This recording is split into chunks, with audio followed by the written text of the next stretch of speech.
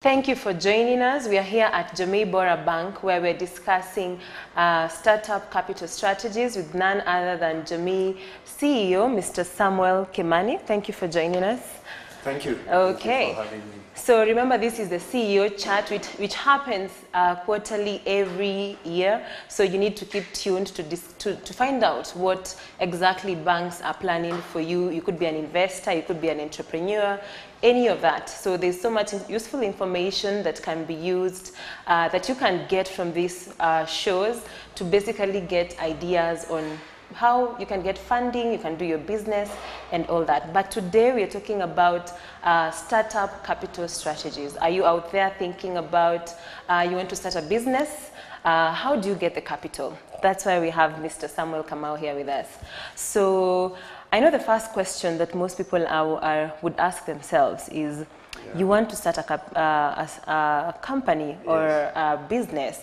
How do you go about raising funds or capital for it? Yes, to start a business, you definitely need capital, and that's why we are having this discussion. The first capital you need to put into your business is your own savings. You need to have set up some money, put aside some money through some savings. And we find that is what most people do. The other way people get money to start their businesses is through friends, relatives, and family, because those are the people who really want to help you. They want to help you succeed. You have discussed the ideas with them because you live with them. Of course, then there are also entrepreneurs we call angel investors. These are people who are looking for returns, so if you go to them with your idea, they will give you money, take a stake in your business, hoping for an upside, in future with time, 2, 3, 5 years, they can be able to sell that stake for of money. Of course, banks also do finance startups. We do give loans to a lot of young businesses which are startups, but of course banks come at the third level, because banks would normally give finance a business which already has cash flows, which already has got money, it's got revenues, because you need that to be able to pay the loans. Okay, yes. So basically what you're saying is that the first thing, you should not go to the bank as the first option when you have a startup. No, no, you should not. And but the question maybe many would ask, what if I don't have money, I don't have savings, what do I do? A lot of times the ideas you have for a business, you require money either to start the business by registering it. You have got products which you are selling. Your time is also capital. So you need to invest time in your business. Don't think about if you are selling products that you need a truck to carry those products. You can start by carrying them in your rucksack and hawking them around. That you need to invest also time in your business. Okay, yeah. But I think what I'm getting from you is that you should not start seeking for help when you've not basically put your effort, your own effort. That means time, resources, and even started small in your own way. Absolutely. Okay. Don't start thinking about, I need money to rent an office. You may not require an office. Yeah. Today, people are able to work from, from home. You don't need to, to have money to have, to buy equipment. You can lease equipment. You can, pay as you use. So, yes. So a lot of times I think we limit ourselves because we say we don't have money. We don't have the startup money. But there are many ways of going around that. Now that you've spoken of online, how about those businesses that don't have a physical location, don't have assets, they basically are on the internet doing their business? How do they get loans from banks, or how can they get support? Because initially I know banks were operating on the traditional method where you had to have security and they knew where you were located, they had a physical address. But right now, most of these businesses are operating on the internet. Yeah. How would they go about it in getting funding? Yeah, that's the business of today. The business of today really is, many businesses have gone online. And we like that as banks because physical locations and, physical assets cost money. And you'll find the businesses which are online are more efficient. I mean, if you look at the way we transfer money today using M-Pesa is a lot more efficient because previously you needed to go to the bank. So even banks have changed that way. So in terms of the physical locations, previously, traditionally, banks used to use that as a KYC, that is know your customer requirement, that you must, where is your office's registered address. We would ask you to give us some, utility bill to ensure that that is your location. Today, we do a lot of KYC based on your mobile telephone. I mean, do you have a mobile telephone? Have you registered on M-Pesa? Because when you registered on M-Pesa, that means that you really do exist. All your businesses exist. You have got people you trade with. You can locate you, track you and locate you. So really, the lack of a physical address today is not a hindrance to you doing business with the banks or with anybody else. Does Jamii Bora have tailored products for small and medium enterprises in today? Yes, we actually, our strategy is to work with enterprises. In fact, we call ourselves the enterprise bank. We have got very many products, attractive products, especially for trade finance, for SMEs. We do issue the bid bonds, the performance guarantees, advance payment guarantees. We finance LPOs, and we also do invoice discounting. So, in fact, we have a full department. We have a trade department. We actually call it the trade bank inside the Jamii Bora Bank. So we really do have very many, SME-friendly products. Okay. And what do you think is the biggest mistakes that startups make? One of them, maybe, I'm sure you've had people walking into your bank and asking for finances, or even having the finances and still not succeeding in their businesses. And you could have identified as a particular problem that almost all startups go through. I don't know what that would be, the biggest mistake that they make common. The biggest mistake many startups make, or entrepreneurs who start business, is trying to start a business because somebody else, you have seen that business, somebody running it, somebody is running a shop, he's quite successful. You think that by starting it, you will be as successful. And what I would, say is that you really should start a business. Either you understand because you have had experience, maybe you used to work with a similar business, or you have a passion for, because then you will drive yourself to succeed. So don't do it because John is doing it, but do something you enjoy doing, something you have, some knowledge about, and then do your research, do a business plan, get to do one and understand, because every business has got its pitfalls. Understand those also, not just the, the success part of the business. Yeah. Okay.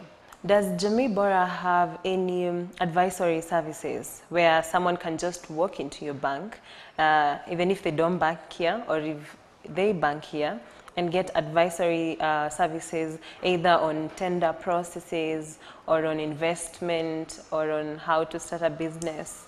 Is there something like that? Yes, we do have two trade centers. We have a trade center on Koinange Street, where we used to have our head office, and we have one here in this building on Adwin Skodek.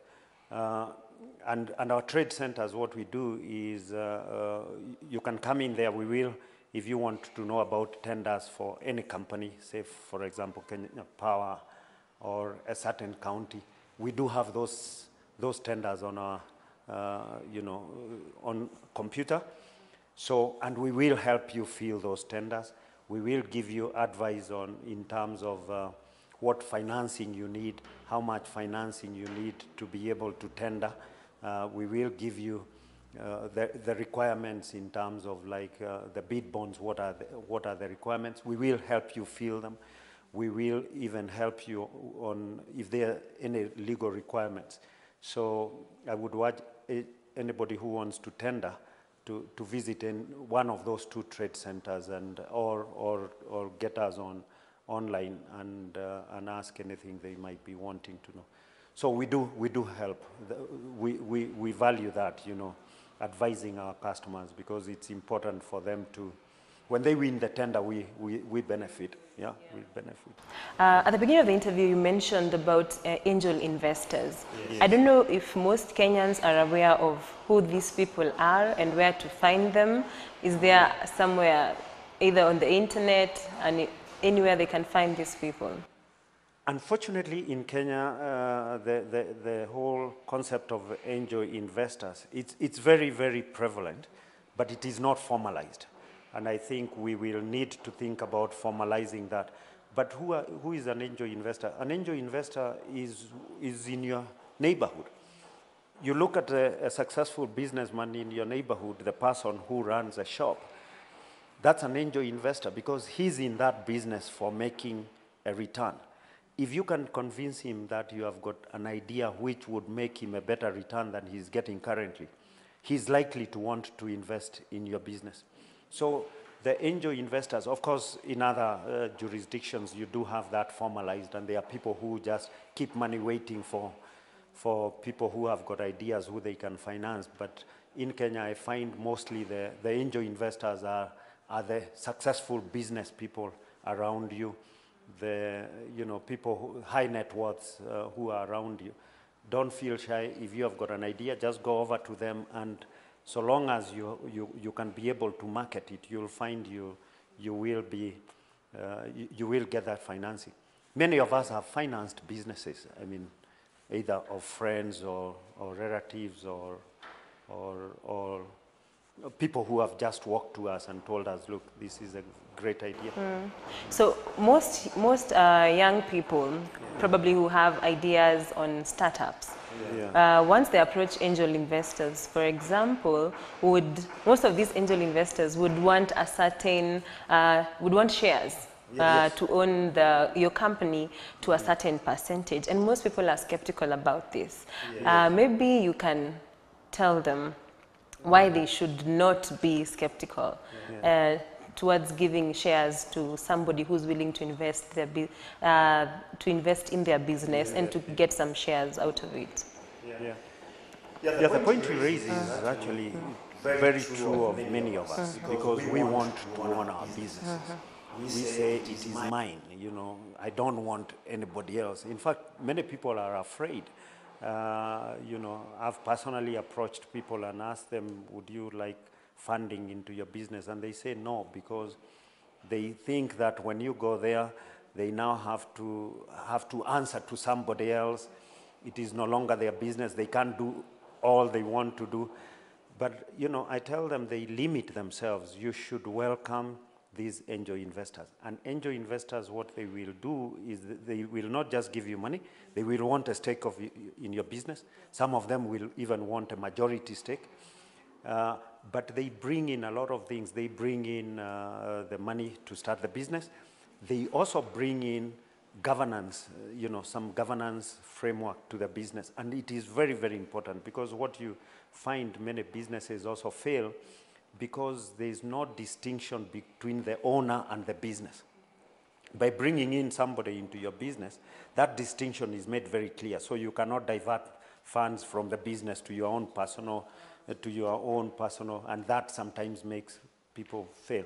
So don't be afraid of shedding some of your shareholding to somebody else, because you'll find most of those businesses are more successful than those which are owned by an individual. You need the money, you need that, that governance around that business to make it to the next level.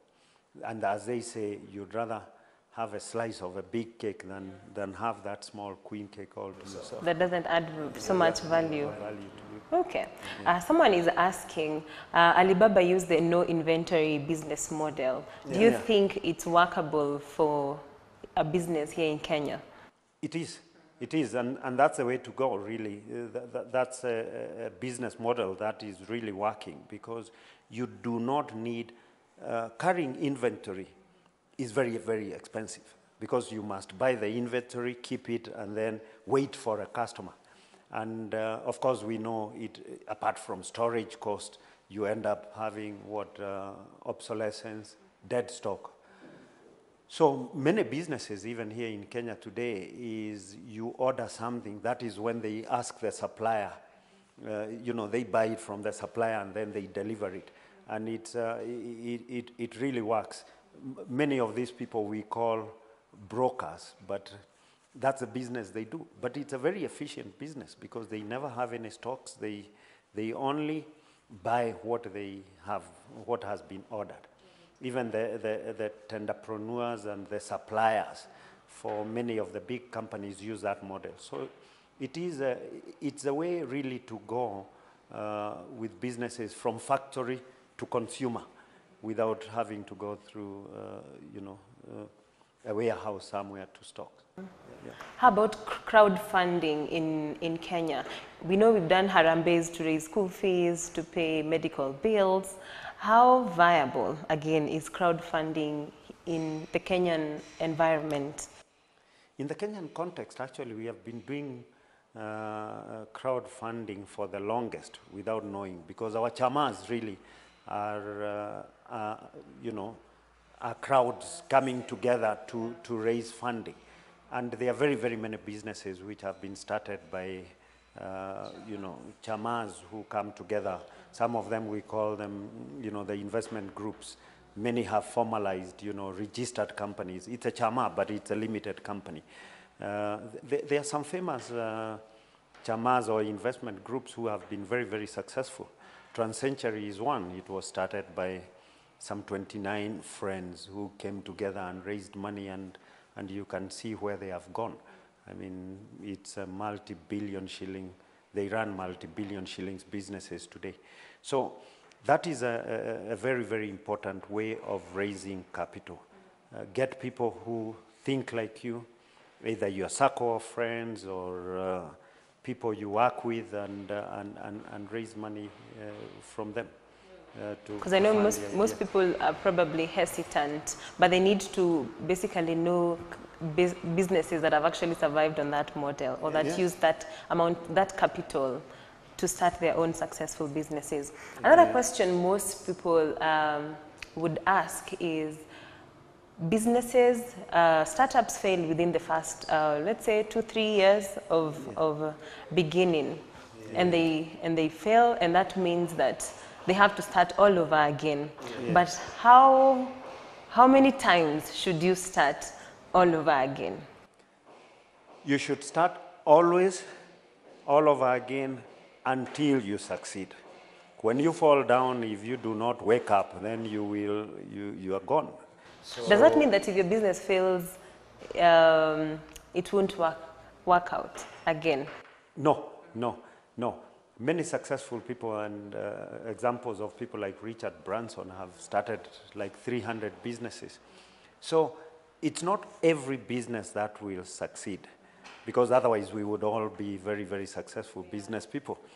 But when one fails, wake up, start another one, and start another one.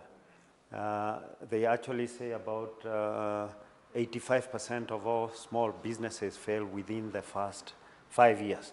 But it doesn't mean those are the only, 15% succeed, which is a big, big number, because many, many businesses are being started every day.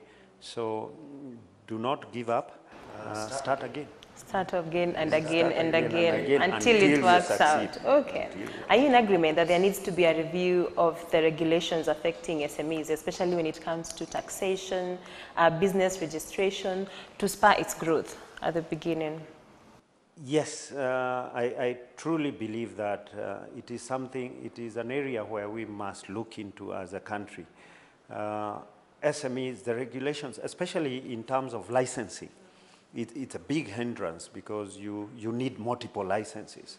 You know, you register a company, you need a county government license, you need a central government license. The whole successful countries where they have been very successful in nurturing SMEs have got what they call a single license. You should be able to get just one license to start your business. Then in terms of course, taxation, sometimes it becomes very complicated because you have got an entrepreneur who you tax the entrepreneur, you tax their business in terms of income tax, you have got things like the value added tax, you have got, so all these taxes, there needs to be a review, especially for businesses of a certain size, so that they are, you know, maybe have come up with a simpler taxation which everybody understands. So from licensing, we really must get to a single license for especially SMEs, and taxation needs to be simplified. Okay. Yeah. Most banks, for example, the traditional banks, don't give loans to startup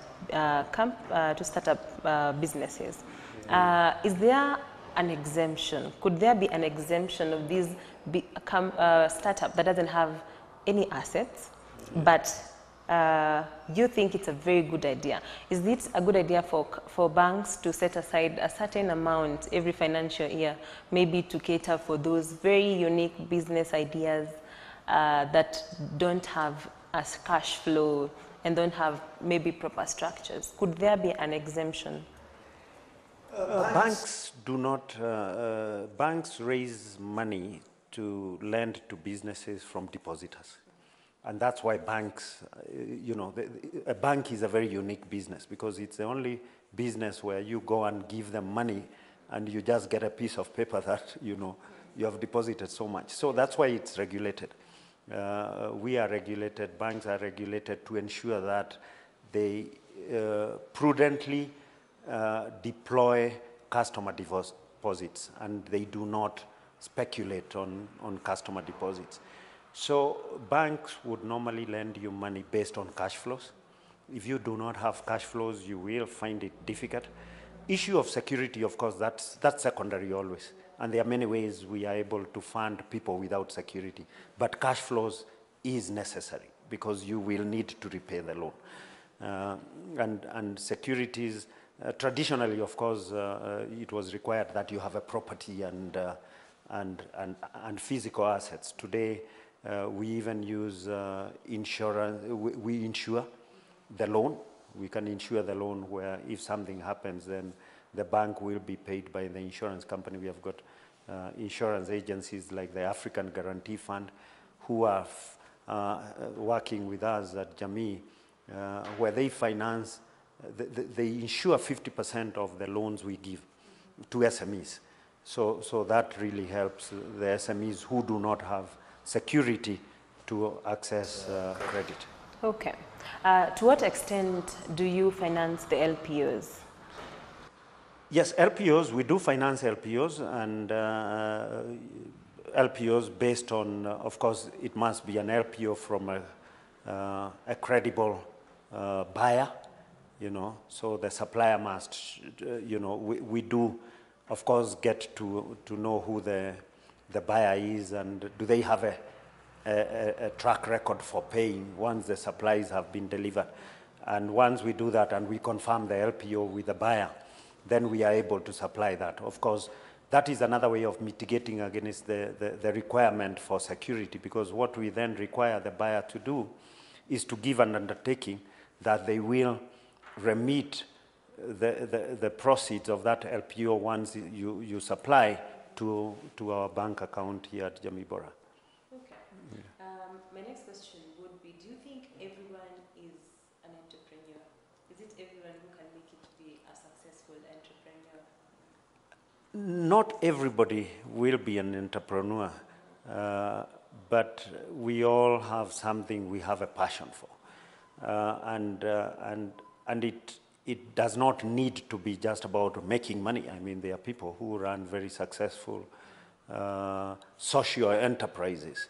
So we all have something we are good at, and that's very important, because even those entrepreneurs require those socio enterprises. Otherwise, without their customers being happy, their customers will not buy from them.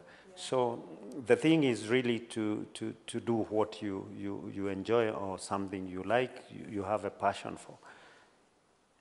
Have you funded, what's the best success story that you've had of financing a startup as Jamii Bora Bank? As Jamii Bora, we have one lady actually whom we funded many years back, who does transport business.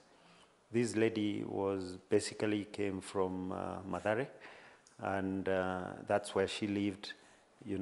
She would do odd jobs to get by, and working with us, and she was able to get, she started off with, we used to have a trust.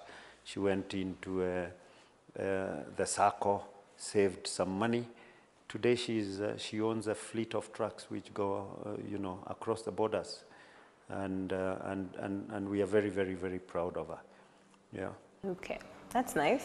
Yeah. I tend to believe nowadays financial services are highly decentralized. What is Jamii Bora doing about it, especially because most people think it's not very popular in the rural areas? Yeah, today actually banking services, as you rightly say, are decentralized. We are finding fewer and fewer people coming through our doors because they use alternative channels. The mobile is the best example. Many of us do not need to go to the bank. I can move money from my bank account to M-Pesa. We have got PesaLink, which is an initiative of the Kenya Bankers Association. So making payments today, internet banking. And then, of course, we have got the agents. If you walk around, you will find very many bank agents.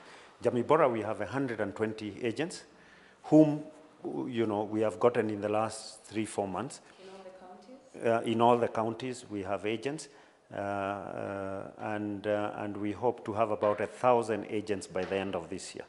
We have got actually a department which just deals with agency banking, and we are, aggressively recruiting agents. Okay. What final word would you have for someone who is out there? They want to start a business. They probably have a very good idea. They don't have friends to finance them, because I believe friends and family, because I don't think many people would have the option of supportive family or friends. Yes. But they want to start a business anyway. And how would they go about saving for their business? Because as you said, you first have to start, invest your time, your money, or rather your savings, then get to friends, do your own bit. How would they go about it? Unfortunately, there's no shortcut. You must invest in your business because it is your business. So that time we are talking about, yes, why do you need money? You need money to start a business, maybe because you need an office. You need to employ people. If you don't have that money, make your house your office. If you don't have that money to employ people, be the first employee of that business. You must invest. There are many successful businessmen who you may have to take a night job to survive as your business, as you start your business. You may have to work during the day for somebody else to get by, get living, all that, seed capital. And you work on your business in the evenings or at night. So there's really no shortcut. You can't say, I've got a good idea, so I expect other people to finance it, because people want you to have a skin in the game. How about the skills? You said when you're starting your business, you'll be the CEO, the accountant, the marketer, the advertiser. What skills? How do they go about developing these skills to make sure that the business is successful? Yeah, skills, fortunately today with the internet, you have got access to a lot of information. You just Google, you'll get a lot of information on the business you're starting. You read, yes, develop yourself in that business, research, talk to other entrepreneurs who have been successful, get to know about their pitfall. It's hard work, and you must put in the time. That's what I'm saying. You must. It is very hard work, and you must put in the time. Okay. Yeah. Thank you for joining us. It's been nice having you, and for those insightful advice that you've given us. Thank you, viewers, for tuning in to the show.